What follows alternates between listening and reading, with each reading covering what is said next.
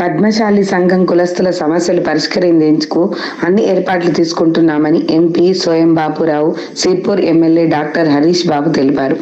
ఆదివారం ఆదర్శ నగర్లో నూతనంగా నిర్మిస్తున్న పద్మశాలి భవన నిర్మాణ పనులను ప్రారంభించారు.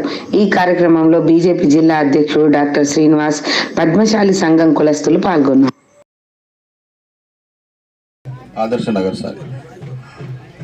నగర్ కాలనీలో పద్మశాలి భవనం కోసము ఇవాళ భూమి పూజ చేయడానికి రావడం జరిగింది.